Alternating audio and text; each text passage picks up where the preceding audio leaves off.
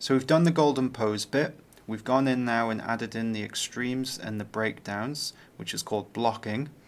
Now we're going to fill in all the in-betweens. Let's do this first breakdown then, from 1 to 5. Okay, and I'm staring at this pivot point here. I'm watching that to get an idea of where my in-between position needs to go. So I'm clicking on keyframe 5 and I'm hitting Z to keep going back. And I'm going to move this to there as an initial breakdown. And I'm going to keep scrubbing the timeline like that to see how that's worked. And the important thing is that I just keep on looking at the arm as I scrub back and forwards like this to see how things look. And I'm also going to have a look in here as well. This is where I need to start thinking about my slow in and my slow out. Try not to think about the translates too literally as being left and right and up and down, because when you're dealing with a character rig, all of that kind of gets turned on its head a bit.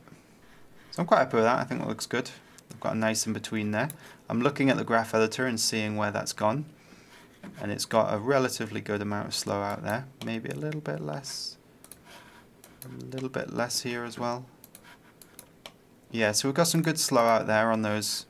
And I'll put them all in together so we can see them. But yeah, good slow out there, good slow out there, and good slow out there. Let me have a look at this rotation now. So what I'm going to think about is what happened over here. You can see over here at the end of the loop, that flew like that. Can you see how the hand on the rotation has flown over from the left to the right? Well, I'm going to do a little bit of additional follow through on that and have the hand continue to flow in that direction. So the hand's going to do that as it moves.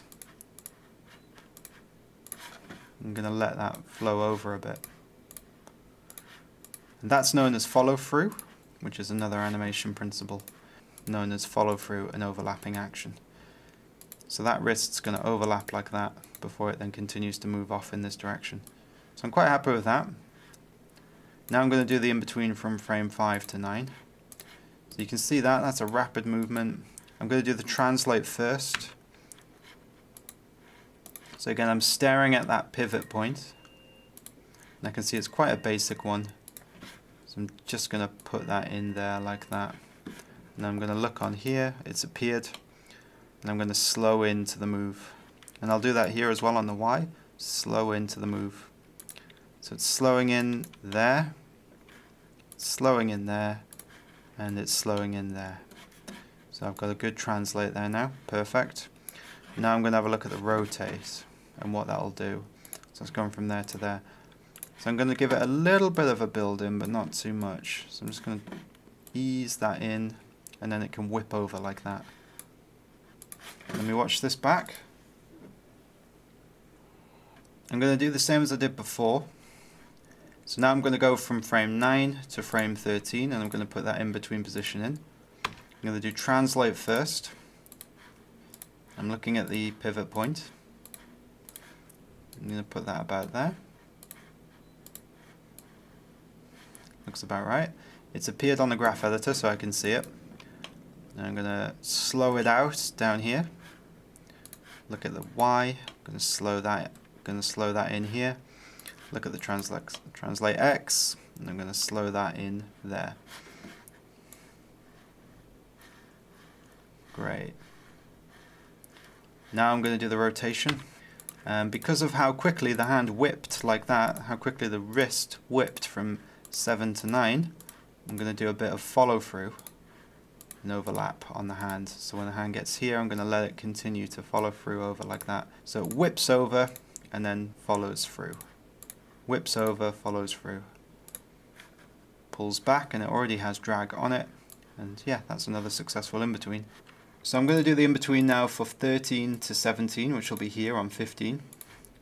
And I'm going to do that, instead of doing it in the viewport, I'm going to do it in the graph editor.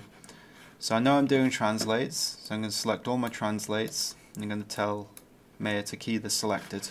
And you see over here, those keyframes have appeared. So I've got one on translate X, one on translate Y, and one on translate Z. And I'm going to move them into the right positions. So I can see by looking at this graph editor that it's slowed in here, it moved really quickly to there, so I'm going to want it to slow out before it gets to here. So I'm going to take this and move it up to there. I'm going to follow suit with the others. I'm going to slow out. If you look at the spacing, slow in, big move, slowing down, and then slowing out. I'll do the same down here as well. It'll slow out towards the end. Scrub that back just to see how the translate looks. The translate looks good. Okay, time to do the rotation. So I'm just going to slowly begin that rotation like that before it then flicks over. And play it back. And yeah, we're in a good place. So you can see by looking at the translation curves that things slow in and slow out. Same there, slows in, slows out. Same here, slows in and slows out. So that's perfect. The rotations won't tell such a pretty story. The rotations will look a little bit meh. But in the graph editor, that's okay if rotations don't look wonderful. The important thing is that on the screen things look good. So now that that's done, I'm ready to spline.